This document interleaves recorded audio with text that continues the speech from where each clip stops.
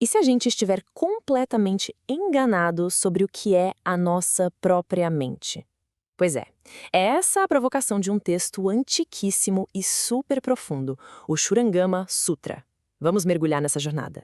O mais curioso é que a história desse texto, que tem mais de 1000 anos, não começa, sabe, com uma discussão filosófica complexa, não. Começa com uma crise bem humana. Essa crise toda gira em torno de uma figura central, um monge. E é um encontro perigoso dele que vai basicamente dar o pontapé inicial para todos os ensinamentos do Sutra.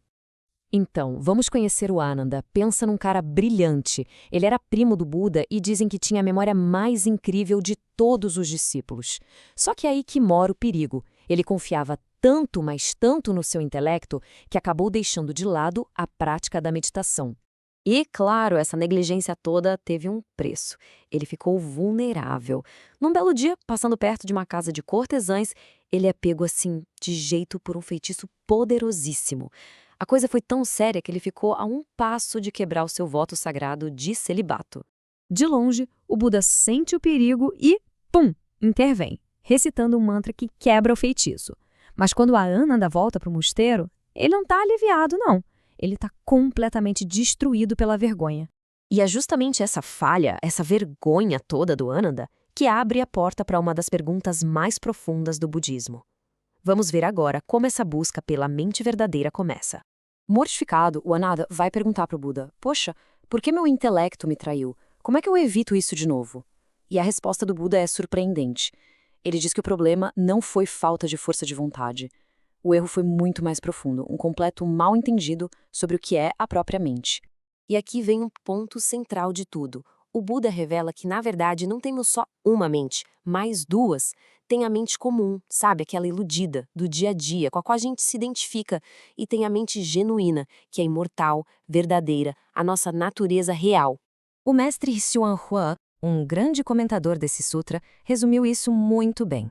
Ele disse que a maioria de nós fica, sabe, trabalhando nos galhos, na superfície, em vez de ir direto na raiz. A gente pega essa mente pensante comum e acha que ela é a verdadeira. Para ilustrar isso, o Buda conta uma parábola genial. É sobre um homem, o Yajnadatta, que sai correndo, desesperado, procurando a própria cabeça, sendo que ela esteve o tempo todo nos ombros dele. É uma metáfora perfeita para a nossa situação, né? Buscamos nossa verdadeira natureza lá fora, em todo lugar, quando ela sempre esteve aqui. Tá, mas então, como é que se encontra essa tal mente genuína? Bom, a beleza do Sutra é que ele não é só um monte de filosofia. Ele é, na verdade, um guia prático para essa jornada para dentro. E o objetivo dessa jornada prática é alcançar um estado chamado Samadhi. Pensa nisso como uma concentração mental tão, mas tão profunda, que ela se torna a chave para a gente conseguir transcender toda a ilusão. O método que o Sutra propõe é realmente fascinante. A ideia não é focar para fora. Pelo contrário, a técnica é pegar um dos nossos sentidos, a audição, por exemplo, e inverter a atenção para dentro. Em vez de seguir o som, a gente segue a audição de volta à sua fonte, a mente que percebe, sem se perder nas distrações do mundo. Só que, claro, para fazer um trabalho interno desse calibre, é preciso ter uma base muito sólida. E essa base é a pureza moral. O texto é bem claro sobre isso, chamando de as 4 instruções claras e definitivas. E não é só não fazer, é apagar até o pensamento dessas ações. Agora, como em toda grande jornada, existem perigos no caminho. E o Sutra é incrível porque ele também funciona como um mapa, sabe? Um mapa para a gente navegar por esse terreno psicológico que pode ser bem traiçoeiro. E é aí que entram os chamados 50 estados demoníacos da mente. Isso mesmo, 50. O texto descreve em detalhes 50 estados mentais que podem aparecer durante a meditação. São como armadilhas que podem desviar até a pessoa mais dedicada do caminho. E quando a gente fala demoníacos, não é sobre monstros, ok? São armadilhas super sutis da própria mente. Coisas como orgulho espiritual, tipo achar que já chegou lá, ou se apegar a visões estranhas, a um sentimento de vazio. Esses estados podem não só atrapalhar o progresso, mas podem ser bem perigosos. No fundo, essa parte do Sutra é um alerta, é um guia atemporal para se manter a clareza e aprender a diferenciar o que é progresso de verdade e o que é só uma armadilha perigosa da autoilusão espiritual. E para fechar, a história do Sutra, em si, é tão incrível quanto o que ele ensina. A jornada que esse texto fez ao longo dos séculos é uma saga por si só. Pensa só, ele surgiu lá na Índia no século V a.C.